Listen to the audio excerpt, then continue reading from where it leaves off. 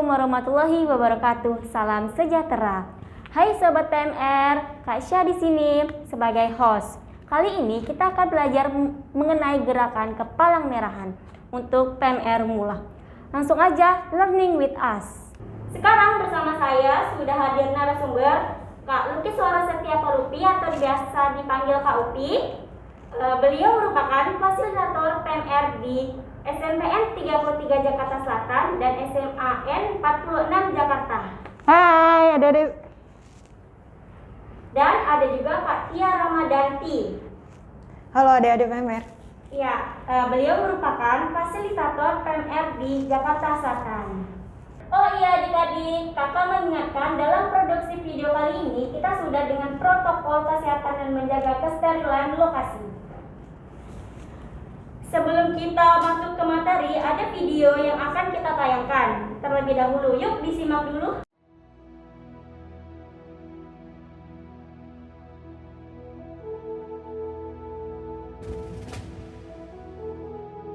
Pada 24 Juni 1859, di kota Solferino, Italia, terjadi pertempuran antara tentara Perancis dan Austria.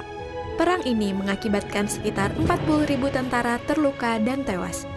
Jean Henry Dunant, seorang pengusaha Swiss yang tengah melakukan perjalanan bisnis, melewati dan menyaksikan pertempuran berdarah itu. Hatinya bergetar melihat beribu-ribu tentara di kedua belah pihak dibiarkan menderita akibat tidak adanya pelayanan medis. Henry Dunant tergerak menolong dan mengajak penduduk setempat untuk membantunya merawat para korban tanpa membeda-bedakan mereka. Kemudian mencatat pesan-pesan terakhir mereka untuk disampaikan kepada keluarganya.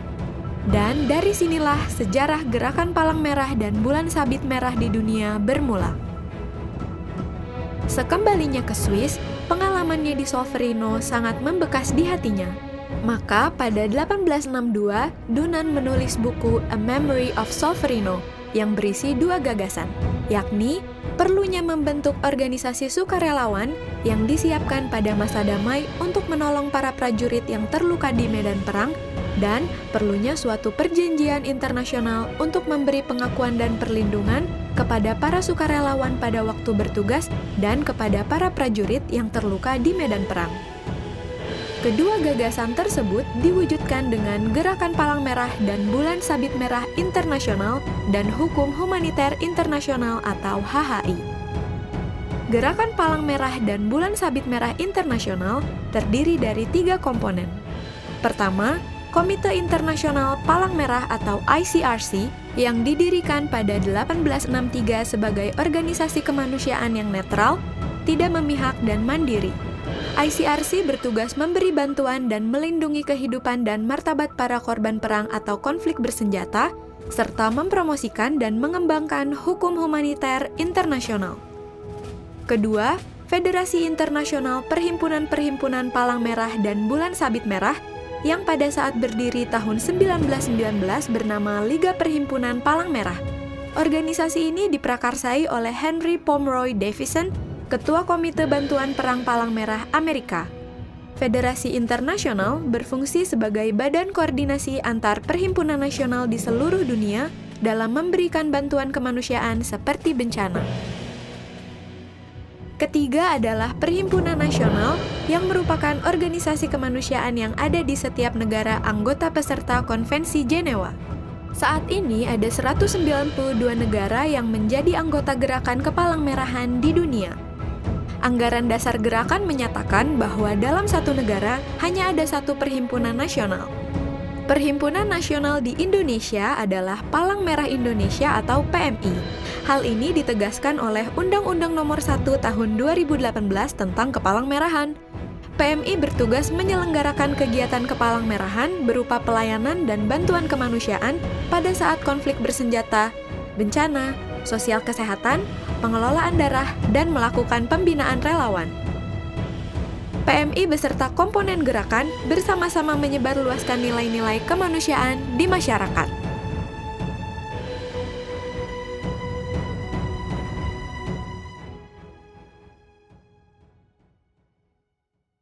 Nah, setelah melihat video yang tadi, bisa dijelasin nggak Kak? apa yang dimaksud dalam video tersebut? Jadi secara singkat di dalam video itu adik-adik kita akan menyaksikan bagaimana terbentuknya kepalang merahan. Secara internasional. Jadi kepalang merahan itu secara internasional punya 3 komponen. Ada ICRC atau kita biasa kenal dengan Komite Internasionalnya Palang Merah. Ada IFRC yaitu merupakan federasi secara internasional punya Palang Merah dunia, dan juga ada Perhimpunan Nasional. Nah kalau Indonesia Perhimpunan Nasional itu punya PMI kayak gitu. Oke, terima kasih Kak. Nah, terus sebelumnya apa sih yang melatar belakangi terbentuknya 2 gagasan?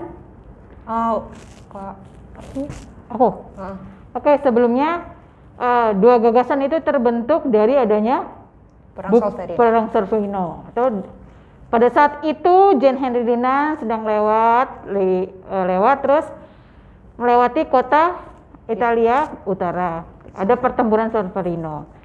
Pertempuran itu banyak jatuh korban, terus banyak orang yang terluka.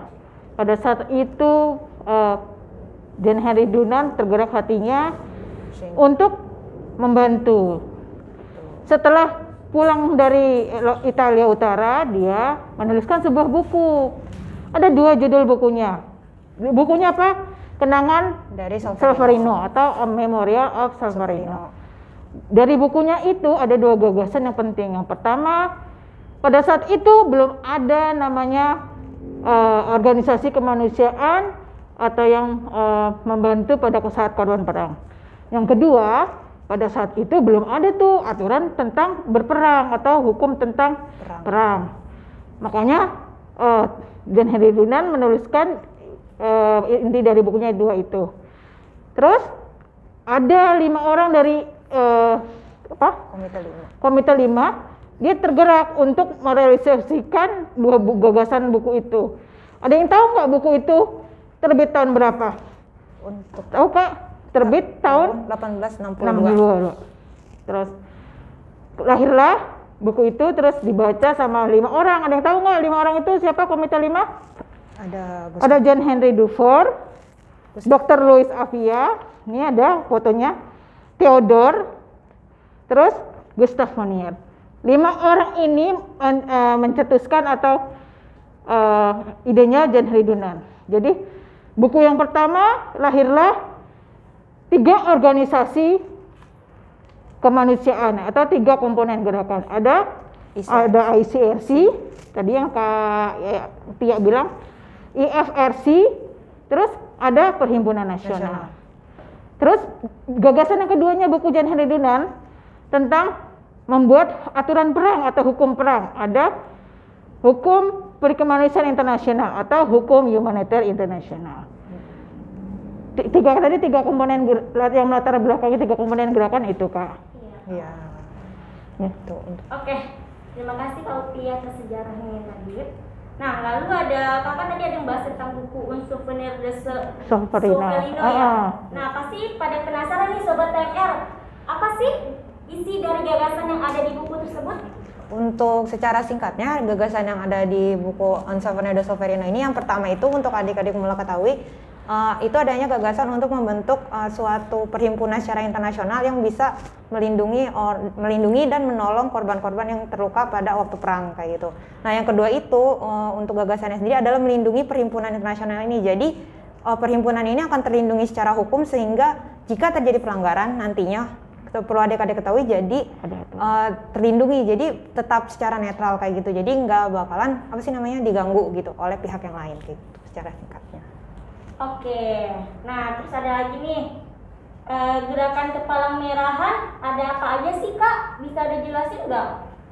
Kalau gerakan kepalang merahan itu sih yang terkait ini ya 3 komponennya tadi itu. Nah, dari 3 komponen ini kayak ICRC tadi yang kepalang merahan secara internasional ini, dia itu punya fungsi utama yaitu membantu dan melindungi korban-korban di waktu perang. Jadi dia khusus di waktu perang kayak gitu. Kalau misalkan federasi ini dia nanti fokusnya di waktu perang sama di waktu damai dan adanya korban bencana alam kayak gitu. Sedangkan Perhimpunan Nasional ini seperti yang kita tahu kalau Indonesia kan punya Palang Merah nih. Nah, Palang Merah Indonesia ini kayak ada donor darah, terus pelajaran sanitasi, pembinaan PME dan sebagainya kayak gitu. Jadi setiap komponen ini saling melengkapi satu sama lain. Dan Kopi mau nambahin sedikit. Ada yang tahu nggak bedanya? Kenapa tugasnya ICRC dan FRC dan Perhimpunan Nasional? Perbedaannya mereka sama-sama bergerak untuk kemanusiaan. Kalau ICRC biasanya dia bergerak untuk misalnya pada saat konflik bersenjata pada saat itu. Atau kalau sekarang pada saat damai adalah tugasnya adalah untuk menyebarluaskan hukum humanitarian internasional atau hukum perkemanusiaan internasional. Terus FRC tugasnya nih dia bantuin kalau ada bencana alam. Bencana alam itu apa aja? Ada apa aja? Bencana kesehatan, bencana teknologi, terus apalagi kayak ini contohnya sekarang sedang pandemi, ya, pandemi virus COVID-19, ini ICRC berperan bersama. Terus Perhimpunan Nasional adalah, kalau di Indonesia ada Palang Merah Indonesia.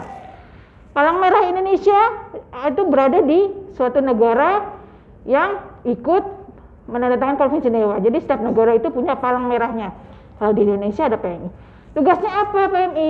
Tugasnya PMI itu pertama untuk di negaranya yaitu untuk bencana alam iya, pada saat konflik juga iya. Jadi dia untuk berkoordinasi di negaranya atau di Indonesia. Tapi kalau ini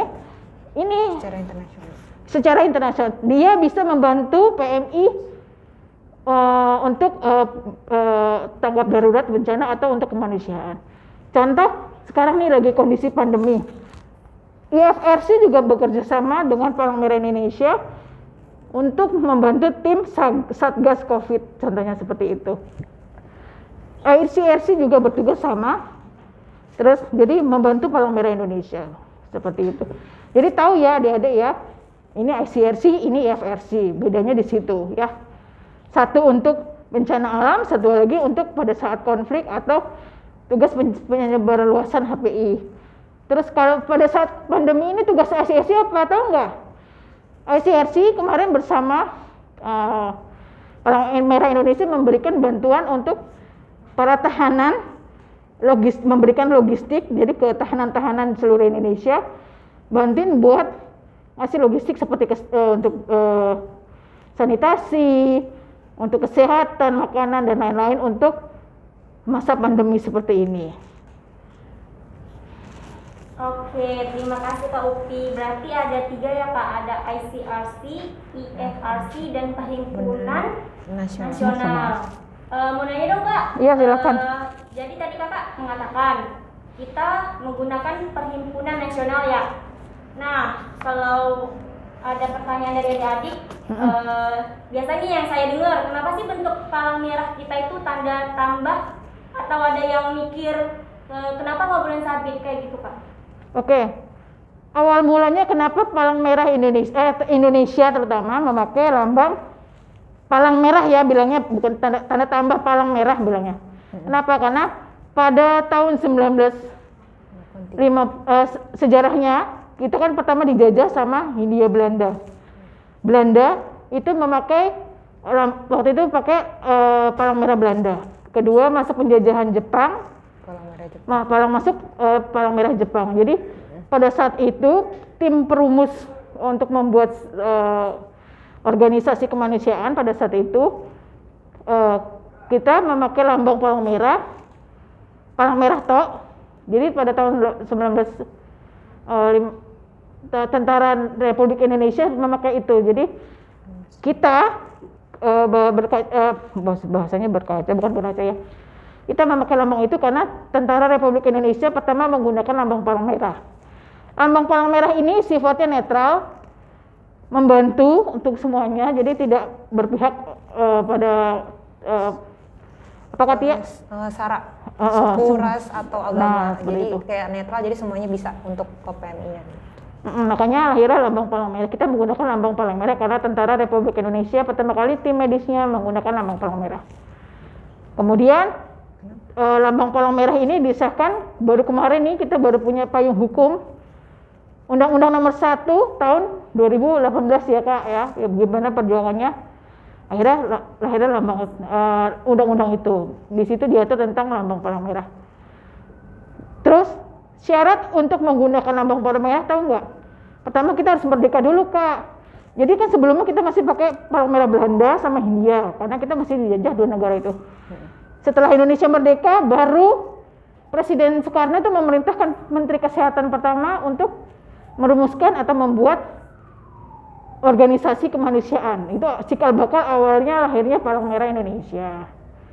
Seperti itu. Jadi itulah kenapa Indonesia memakai lambang palang merah dan bukan bulan sabit merah. Seperti itu ceritanya.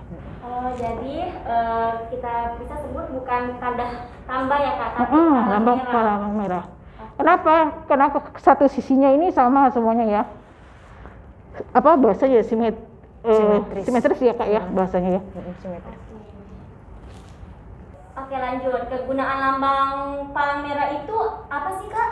Jadi buat lambang palang merah itu ada pembeda sama ada pengenal. Nah kalau pengenal itu biasanya kayak yang di sini tuh di dada kita itu kan kecil tuh. Biasanya dia buat ngenalin kayak, oh kita tuh gabung di PMI loh kayak gitu. Nah kalau pembeda itu biasanya ada itu ditempel di tempat-tempat yang besar kayak gedung atau semisal kayak kalau misalkan lagi perang nih ditempel di helikopter supaya itu jadi pembeda kayak ini bukan buat diserang tapi dia bawa bantuan medis sama harus dilindungi kayak gitu.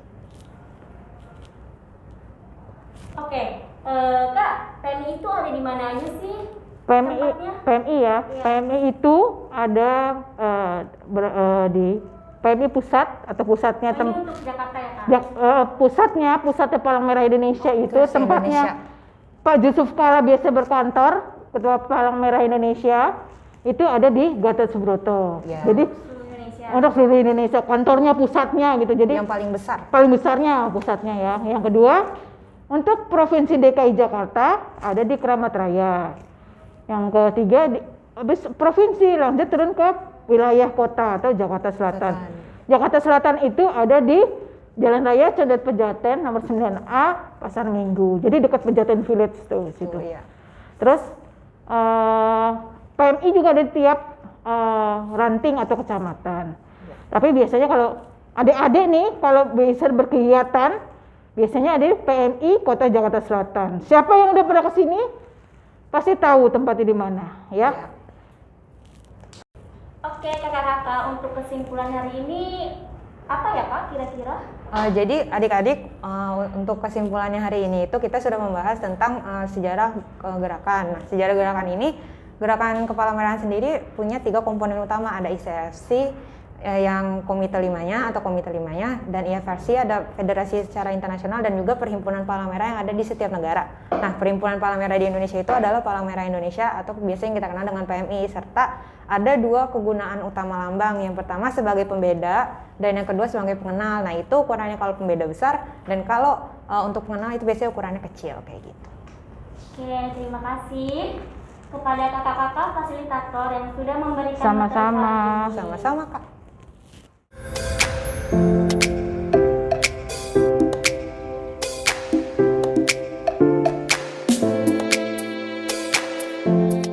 Assalamualaikum warahmatullahi wabarakatuh. Salam sejahtera.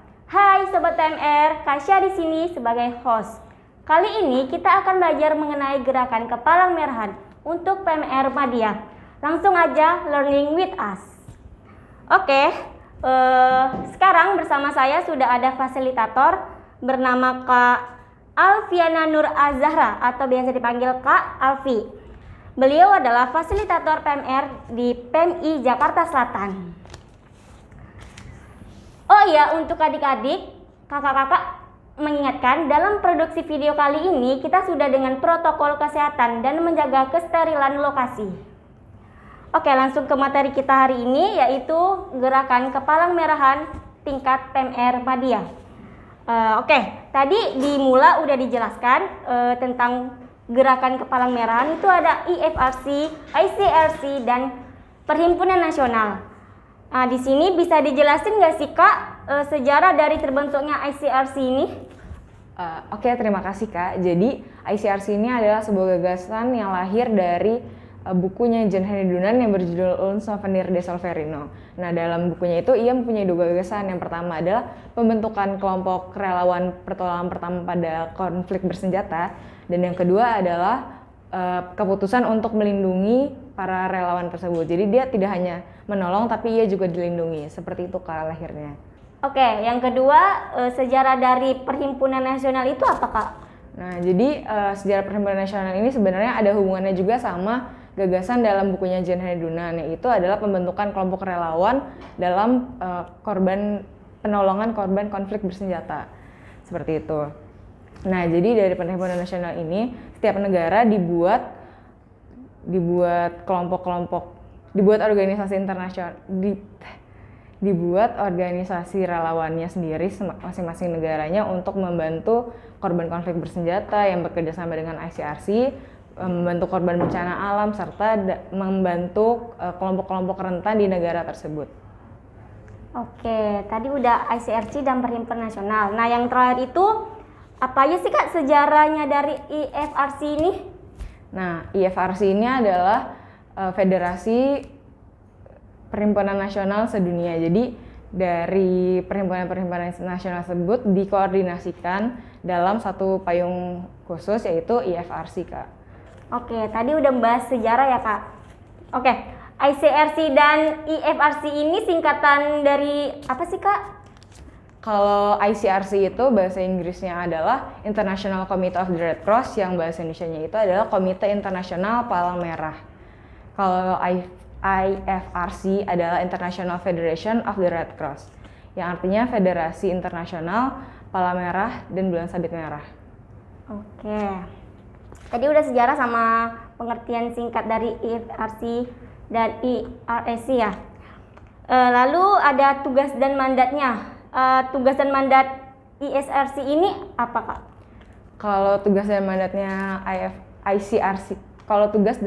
ICRC adalah membantu korban konflik bersenjata. Nah, korban konflik ini siapa aja? Ada para kombatan, yaitu dia yang bekerja langsung dalam perangnya itu, dan ada penduduk sipilnya juga yang menjadi korban dalam perang dan konflik bersenjata, Kak. Oh, berarti ICRC ini lebih ke konflik ya, Kak? Ya, betul. Oke. Kalau Perhimpunan Nasional mandat sama tugasnya apa, Kak? Kalau Perhimpunan Nasional itu dia berperan lebih ke penanganan korban bencana alam, dan dia juga menangani korban konflik bersenjata yang tentu saja bekerja sama dengan ICRC. Seperti itu, Kak. Oh, berarti lebih membantu korban bersenjata gitu? Ya, dan bencana alam. Oh, bencana alam. Oke. Yang terakhir berarti ada IFRC, tugas dan mandatnya apa, Kak? Kalau IFRC seperti namanya federasi, berarti dia mengkoordinasikan seluruh kegiatan Perhimpunan Nasional dalam tingkat internasional. Jadi dibawa ke dalam tingkat internasional, Kak. Berarti lebih ke Koordinasi kegiatan. Nah, membahas tentang ICRC dan IFRC ini berarti mempunyai kantor pusatnya. Itu ada di mana aja, Kak? Kalau kantor pusatnya ICRC dan IFRC itu ada di Jenewa, di Swiss. Ada di Jenewa dan di Swiss? Iya, di Swiss. Oke, itu dua-duanya ada di sana? Iya, betul, Kak. Oke, tadi ada ICRC, IFRC, dan Perhimpunan Nasional. Berarti yang lebih tua itu, yang lebih awal itu yang mana dulu, Kak? Tadi? Kalau yang lebih awal pasti ICRC, karena itu adalah hasil dari bukunya Jean Henry Dunant ya. Selanjutnya dibentuklah Perhimpunan Nasional setiap negara. Jadi setiap negara itu punya Red Cross atau Bulan Sabit Merahnya sendiri. Lalu ada lagi federasi. Itu dia paling terakhir yang ada dalam komponen gerakan. Oke, berarti lebih tua ICRC ya? Iya, betul. Oke. Lalu di PMI ini masuk ke ICRC atau ke IFRC, Kak? Kalau Palang Merah Indonesia sendiri ini sebenarnya termasuk ke dalam Perhimpunan Nasional, Kak, karena ada di negara kita aja gitu. Oh. Nah, kalau misalkan nanti dari Perhimpunan Nasional ini bisa naik ke federasi untuk dibawa ke tingkat internasional. Berarti PMI sendiri itu masuk ke Perhimpunan Nasional ya?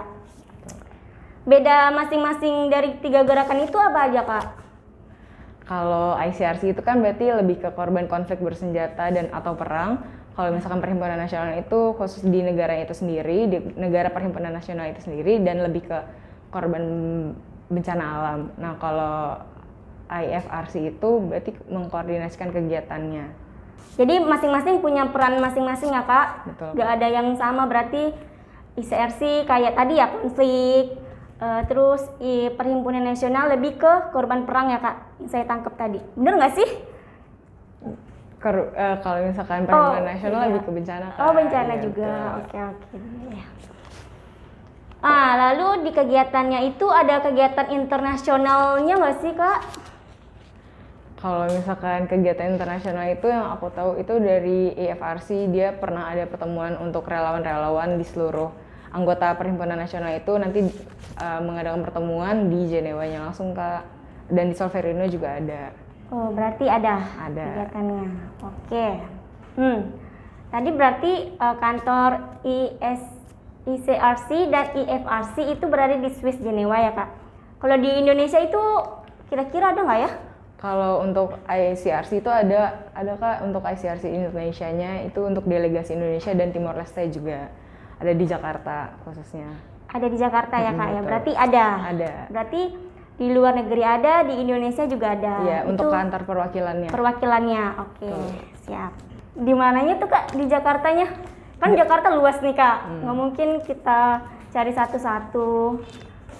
Kalau untuk kantor perwakilannya sih yang aku tahu itu ada di Jakarta Selatan, Kak. Cuma di mana nggak tahu. Di khusus di mananya kurang lebih jalannya juga nggak tahu. Kurang tahu ya, mungkin bisa kita akses di internet nanti. Tuh. Oke. Terima kasih kepada kakak fasilitator, Kak Alfi, Sama-sama. yang Kak. sudah memberikan materi kali ini.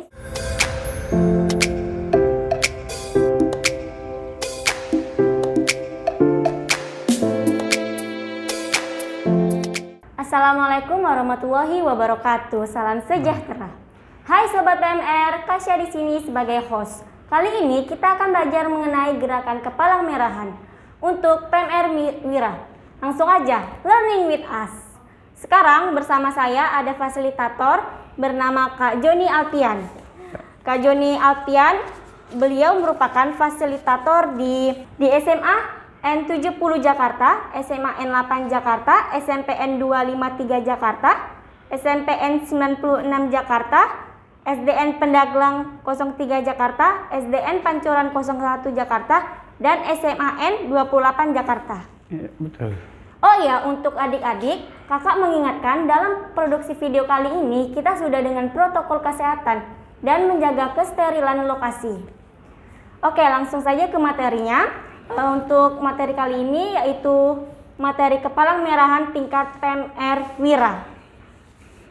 Nah, di sini kita akan membahas tentang kepalang merahan. Di sini ada mengenai prinsip-prinsip dasar gerakan palang merah internasional dan bulan sabit merah. Itu ada kemanusiaan, kesamaan, kenetralan, kemandirian, kesukarelaan, kesatuan, dan kesemestaan. Nah, Kak, kenapa sih Kak disebut dengan 7 prinsip dasar gerakan palang merah? Untuk intinya adalah ya kenapa disebutkan gerakan, karena terjadi dari beberapa komponen, yaitu kita mengenal istilahnya adalah 3 komponen gerakan. Yang pertama yaitu ICRC atau KIPM, kedua IFRC, dan yang ketiga adalah Perhimpunan Nasional atau National Society. Oke, berarti itu merupakan udah sah ya Kak di gerakan kepalang merah Ya, itu gerakan sendiri? tiga organisasi tersebutlah yang dalam kegiatan kemanusiaan. Oke, dari 7 prinsip itu bisa kita tukar-tukar nggak sih Kak urutannya? Kalau urutan sebenarnya untuk prinsip dia tidak mengikuti aturan urutannya, harus tetap nggak boleh dirubah-rubah karena ada prinsip substantif dan lain sebagainya. Oke, lanjut. Di sini kenapa sih Kak dinamakan gerakan? Gerakan karena organisasinya bersifat memiliki 3 komponen gerakan seperti ICRC, IFRC, dan Perhimpunan Nasional yang semuanya tujuannya berimbas sebagai organisasi kemanusiaan. Oke, berarti ada sama kayak sebelumnya, ada ICRC, IFRC, dan Perhimpunan Nasional. Oke. Kak, apa sih yang melatar belakangi gerakan itu? Masing-masing komponen memiliki sejarah yang berbeda ya, seperti ICRC. Sebelum-sebelumnya dia belum bernama ICRC. Dia terbentuk berdasarkan 2 landasan dari buku yang dikarang oleh John Henry Dunant, yaitu implementasi yang pertama adalah terbentuknya tenaga sukarelawan yang dilibatkan dalam perbantuan pertempuran. Implementasinya terbentuklah ICRC, IPRC, dan Perhimpunan Nasional. Lalu kedua, adanya perjanjian yang mengatur tata cara perang. Akhirnya implementasinya ada Konvensi Den Haag, Hukum Perikomunisan Internasional. Nah, kita bahas yang implementasi yang pertama nih, yang 3 komponen gerakan. Sebelumnya terbentuk karena dari sejarah latar belakang Perang Solferino. Seorang John Henry Dunant setelah terjebak Perang Solferino 24 Juni 1859, dia menulis sebuah buku dari kisahnya tersebut. Buku tersebut mengajak beberapa orang yang kita sebut dengan Komite Jenewa. Ya, nanti akan berbeda dengan di Perhimpunan Nasional. Komite Jenewa terdiri dari John Henry Dunant, Jenderal Gustav Mounier, Dr. Louis Appia, Gustav Mounier, dan John Henry Dunant sendiri. Ada 5. Nah, pada awalnya dia bukan ICRC, tapi adalah Komite Internasional untuk Bantuan Para Tentara yang Cedera. Fokus pada saat perang konflik. ICRC pada awal terbentuknya. Itu terbentuk di 17 Februari 1863. Baru beberapa bulan kemudian, tepatnya di Oktober 1863 berubah menjadi ICRC. Jadi awalnya belum dari Komite 5, lalu Komite Bantuan Perang, setelah itu baru ICRC. Itu sejarah singkat latar belakang dari ICRC. Pelopor pendirinya adalah John Henry Dunant. Mengapa nanti di lambangnya lebih fokus kebalikan dari bendera Swiss, palang merah di atas dasar putih. Itu ICRC. ICRC. Nah, kalau IFRC sendiri gimana, Kak? Kalau IFRC awal mungkin ya terbentuknya di 5 Mei 1919. Ya, 5 Mei 1919. Namanya bukan IFRC karena sesuai dengan ICRC tadi. IFRC itu setelah berapa tahun dari ICRC. Pelopornya adalah Henry Pomeroy Davidson, seorang ketua Palang Merah Amerika. Artinya ada persatuan, perkumpulan yang tiap-tiap negara itu nanti udah membentuk perhimpunan nasionalnya, tapi dia mengajak yang lambang nasionalnya pertama dia berdiri adalah Liga Perhimpunan Palang Merah atau League of Red Cross Society, LORCS awalnya. Kemudian ada perkembangan penambahan lambang, ya, penambahan beberapa negara memberontak menggunakan lambang bulan sabit.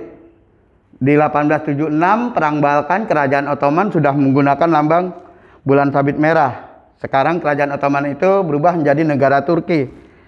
Itu digunakanlah lambang bulan sabit merah.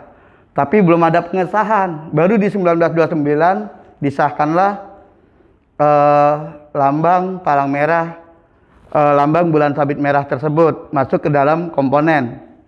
Namanya federasi sesuai, waktu itu belum federasi tapi Liga Perhimpunan Palang Merah. Di 1983 baru berubah. 1983 berubah menjadi Liga Perhimpunan Palang Merah dan Bulan Sabit Merah karena ada penambahan lambang terbaru tadi. Ya. Lalu setelah berjalan beberapa lama, di 1991 barulah berubah menjadi International Federation Red Cross and Red Crescent Society atau kita mengenal federasi atau IFRC. Nah, sampai sekarang kita menyebutnya sebagai federasi.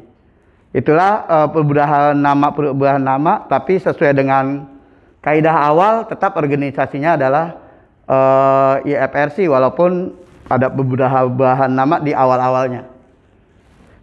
Oke, berarti IFRC ini memiliki sejarah yang cukup panjang juga ya, Kak ya?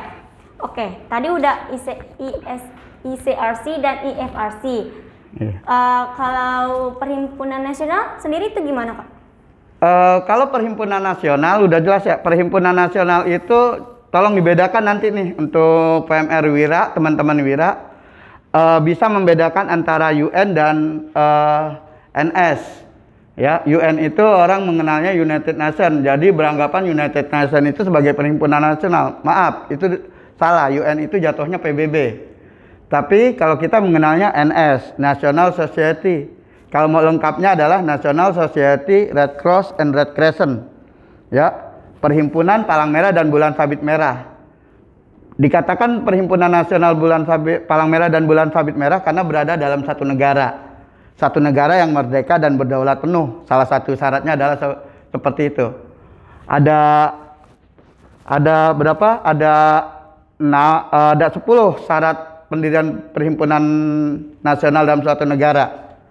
Salah satunya negara yang merdeka dan berdaulat. Kenapa di Indonesia? Kak Joni akan bahas di Indonesia.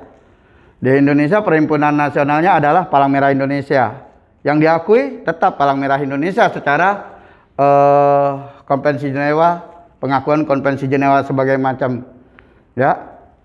Lalu sejarahnya bagaimana? Di masa penjajahan, Indonesia memiliki dua fase. Ya.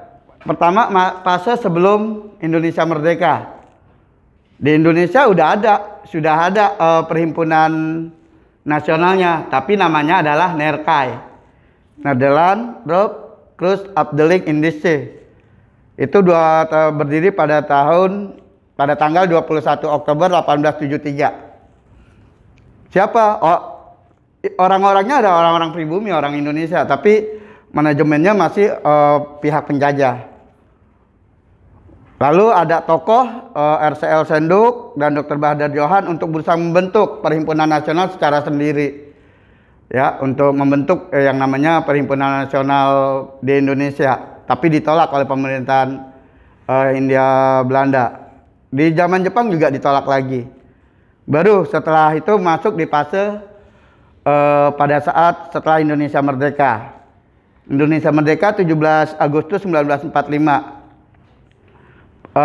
Pada tanggal 3 September 1945, 3 September 1945, Presiden RI yang pertama, Insinyur Soekarno memerintahkan Menteri Kesehatan yang pertama, Dr. Buntaran Martoatmojo untuk membentuk suatu perhimpunan nasional. Jadi instruksinya ke Menteri Kesehatan pada saat itu. Lalu tanggal 5 September 1945 terbentuklah, atas instruksi tersebut terbentuklah Panitia 5. Jadi tetap ada Panitia 5, yaitu diketuai oleh Dr. R. Mukhtar, ya, penulis Dr. Bahdar Johan, lalu anggota Dr. Johana, Dr. Sitanala, dan Dr. Marjuki. Nah, setelah terbentuk, lalu pada tanggal 17 September 1945 mulai terbentuk yang namanya Palang Merah Indonesia yang diketuai oleh Dr. Andas Muhammad Hatta. Itu untuk perhimpunan nasional. Jadi perhimpunan nasional intinya tiap negara hanya memiliki satu perhimpunan dalam satu negara, tidak boleh ada dua. Oke, berarti setiap negara itu hanya boleh menggunakan satu lambang ya, Kak? Iya. Oke. Tadi Kakak ada membahas tentang perhimpunan organisasi NERKA ya, Kak ya? Iya. Itu maksudnya gimana ya, Kak? Di masa penjajahan Belanda memang udah ada untuk perhimpunan Palang Merahnya. Tapi manajemen dan segala macamnya masih dikuasai oleh penjajahan Belanda. Dengan asumsi apa? Indonesia tidak boleh merdeka, makanya ditolak. Karena sesuai dengan posisinya, syarat pendirian perhimpunan nasional adalah negara yang merdeka dan berdaulat penuh. Oke, tadi udah membahas tentang ICRC, EFRC, dan perhimpunan nasional. Iya. Kalau perhimpunan nasional kadang kan ada di beberapa negara, itu akan berbeda. Misalnya di Malaysia menggunakan lambang bulan sabit merah Malaysia, Belanda menggunakan Netherlands Red Cross, itu akan berbeda. Tahap-tahap yang diakui hanya satu. Walaupun kenyataan di lapangan kita di Indonesia ada yang namanya bulan sabit merah Indonesia, tapi itu tidak dianggap sebagai perhimpunan nasional. Oke, tadi untuk perhimpunan nasional itu udah cukup panjang ya, Kak, penjelasannya. Nah, untuk pertanyaan terakhir, perbedaannya apa sih, Kak, antara ICRC dan EFRC itu? Kalau dari asal berdirinya udah jelas ya. ICRC bekerjanya di daerah konflik bersenjata, misalnya perlindungan terhadap tawanan perang. Lalu kalau di federasi lebih banyak mengkoordinir perhimpunan nasional sebenarnya. Mengkoordinir perhimpunan nasional dalam pemberian bantuan bencana alam, bencana teknologi, dan sebagainya. Oke Kak, terima kasih untuk Kak Joni. Berarti untuk kesimpulan pada hari ini, apakah Kakak bisa memberi kesimpulan secara singkat aja untuk tentang materi kepalang merahan di tingkat perwira? Oke, untuk kesimpulannya yaitu 3 komponen gerakan itu ada 3. Ya, 3 komponen gerakan ada 3. Yang pertama adalah ICRC, berdasarkan walaupun di awal pendiriannya berbentuk namanya berbeda, ya, dari Komite Jenewa lalu menjadi Komite Bantuan Terhadap Tentara yang Terluka, akhirnya menjadi ICRC. Itu tahun perubahannya harus diketahui oleh teman-teman PMR Wira. IFRC juga ada. Kenapa ada IFRC? Itu yang mengatur. Karena berbeda mandat dan tugasnya, akhirnya IFRC juga harus mempunyai sejarah yang panjang juga perubahan namanya. Sebelumnya mungkin kita hanya mengenal lambangnya palang merah aja. Setelah itu mulai beberapa tahun kemudian mulai timbul yang namanya bulan sabit merah. Bahkan sekarang udah mulai ada tambah lagi, ya, kristal merah kalau bicara lambangnya. Dan ketiga adalah perhimpunan nasional yang mana terdapat dalam suatu negara, dan hanya boleh ada satu perhimpunan nasional dalam satu negara. Demikian kesimpulan untuk materi kepalang merahan saat ini. Oke, terima kasih kepada Kakak Fasilitator, Kak Joni, yang sudah Sama-sama. memberikan materi kali ini sangat jelas. Sebelum kita akhiri, jangan lupa untuk menerapkan 5M, mencuci tangan, menjaga jarak, memakai masker, menjauhi kerumunan, dan mengurangi intensitas keluar rumah. Dan menjaga sanitasi diri sendiri. Oke, jangan lupa ya untuk subscribe, share, dan like video ini untuk mengetahui informasi terbaru tentang PMI Kota Jakarta Selatan. Langsung aja ke media sosial kita di @PMIJaksel untuk Instagram, Twitter, YouTube, dan @PMI Jakarta Selatan untuk fanpage Facebook. PMI selalu bantu Jakarta Selatan bangkit. Wassalamualaikum warahmatullahi wabarakatuh. Waalaikumsalam warahmatullahi wabarakatuh.